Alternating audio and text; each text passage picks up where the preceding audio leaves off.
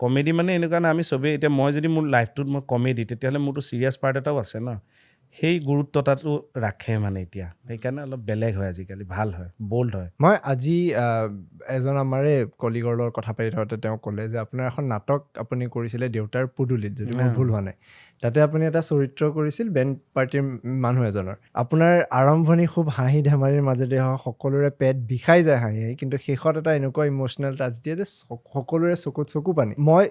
যিহেতু ড্ৰামাখনৰ কথা বৰ বেছি গম পোৱা নাই মই জাষ্ট শুনিলোঁ কথাটো মই আপোনাৰ পৰা অকণমান জানিব খুজিম আৰু এই কথাখিনিৰ লগত মোৰ কথাখিনিৰ কিবা এটা লিংক থকা যেন লাগিল যে সাধাৰণতে আমি কমেডিটোক ভাবি থওঁ যে হাঁহি ধেমালিৰ মাজেৰে যেনেকৈ আপুনি ক'লে পাতল চৰিত্ৰ এটাৰ মাজেৰেই হয়তো কথাখিনি ক'লে কিন্তু তাৰে আঁৰত এটা খুব ইম'চনেল কথা থাকে আৰু আপোনাৰ হয়তো সেই ড্ৰামাখনত আপুনি সেইটোক অলৰেডি কৰি থৈ দিছে অকণমান সেই ড্ৰামাখনৰ কথাটো যদি আমাক অলপ জনাব পাৰে দেউতাৰ পদূলি উদুলি মুদুলি এইটো ধৰা 2006 মানৰ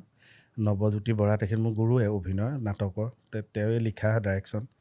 আমি কৰিলোঁ এতিয়া কথাটো এনেকুৱা সেই নাটকখনে আচলতে মোক এক্টৰ হোৱাত এটা উদগনি যোগালে তাৰ আগলৈকে মই এক্টিং কৰিম এক্টৰ হ'ম এইটো মই ভাবা নাছিলোঁ